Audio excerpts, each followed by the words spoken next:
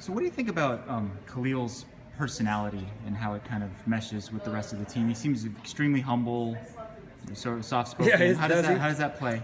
He's more soft-spoken with you all than he is with the team, for sure. I mean, he's always been kind of a happy, fun guy, and I've actually talked to him about, okay, there's times you got to be serious too, and he has. I mean, I think particularly now he understands his role as a starter, that there's a time where you can enjoy it and be focused, but also there's a time where you got to be more serious too, and that'll come with maturity and experience and all that. When he gives credit to the offensive linemen, the wide receivers, etc., does that kind of give a little boost to the guys, do you think? Well, yeah, I don't know. I would hope you'd expect that. I don't know if I've ever heard a quarterback go out there and say, hey, it's all about me, and they didn't block anybody, didn't make any catches or throws. I mean, but it is good to recognize it because he understands how important they are, and he's got a lot of yards rushing, but he's had some really good blocking on all levels, up front and down the field. What's the play he's executed best in your mind over the last couple weeks? Well, it haven't been really complicated. The zone read has been a big staple for us for a long time, and he's comfortable with that. And then we've done some other stuff on the perimeter, some quarterback lead zone things that he's run well with. But there's a lot more of our offense that we've practiced, and frankly, we just hadn't gotten to in the games as much, that we got to keep practicing for and getting ready to use. What is your assessment of the defense's performance halfway through the season?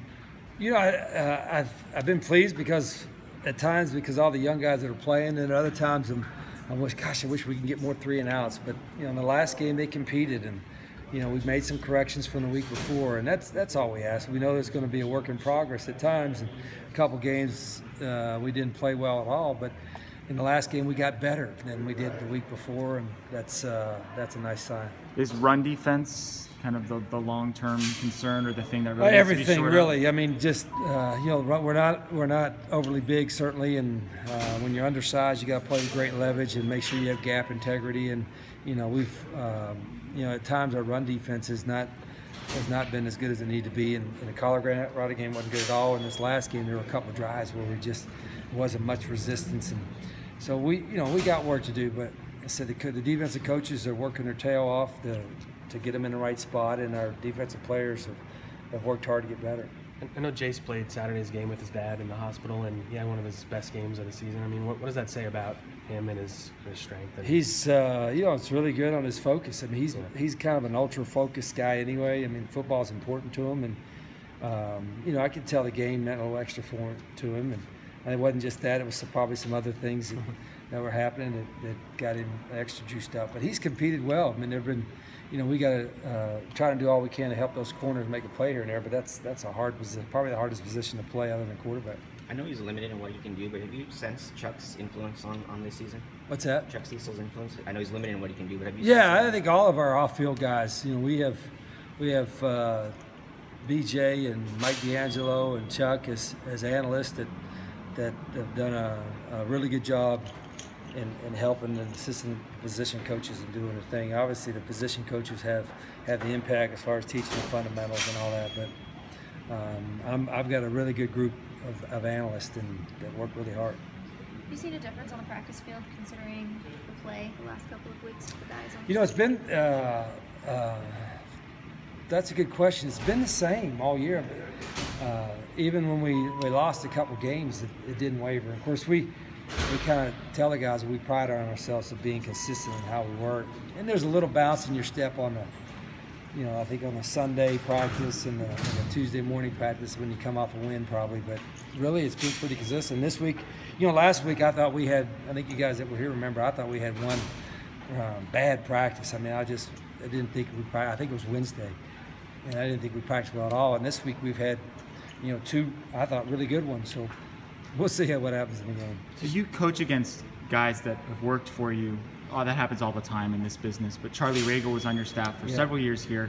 Now he's on Cal's staff. Do you have to make any sort of adjustments considering he might know your signals or good point. Yeah, you do have to be aware of that. And, even though we change things up every year, both signals and terminology, you still got to make sure that, hey, this guy, he knows some certain things, and you got to, okay, this is what they know, and you got to be prepared accordingly offensively. So you change a few things up. You know, we change it up every year anyway, but we've even some things that we haven't changed from last year. This year we're going to be, or this game, we got to be cognizant of and change a few things up, whether it's signals or terminology or you know, ways that we go about making adjustments in games.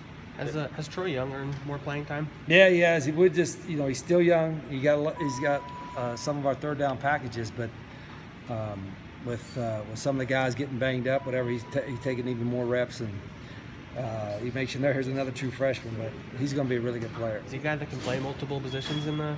Well, both safeties right now, and I think there's really 3 safety positions. And I think eventually, the longer he's in the program, he'll be able to play all 3. Right now, we're just keeping him at 1 because he's a true freshman, but I think he'll be able to play all 3 of them eventually. You guys are 2-0 on the road so far this season. Why do you think that is, and what do you think it says about your team? Well, we've played pretty well. You know, I think they've probably been as mature as I would hope they would as far as taking it as a business trip. You know, for a lot of young guys, it's the first time they've flown and gone on a business trip, so to speak, in an away game, and they've handled it well in the 2 games we've had from that standpoint.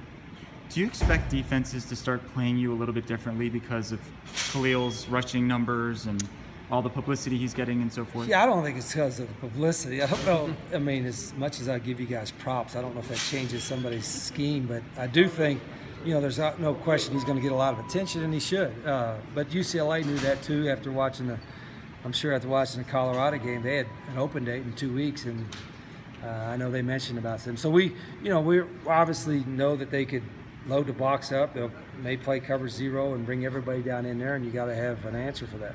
How much do you worry about Khalil's health and the amount of times he's running and getting hit, considering? Well, it depends on the hits. That's always the X factor when you're using your quarterback as much as we do in a run game. But I see probably as many quarterbacks take a pounding that are drop back guys than maybe, you know, the dual threat running type of quarterback. So it's really the type of hits that you take and who's hitting you. Is it the big guys? You know, you saw Aaron Rodgers, who, you know, as in a pro scheme, and he got, you know, the tackle. It wasn't the tackle as much as the 280-pound guy landing on top of him. So it's really the kind of hits and the kind of tackle it is that you worry about more than anything else. And we've told Khalil, because you know, he's still a young guy, but I think last year he may look to run over somebody. He was 225. Now he's 209 or 210 or something.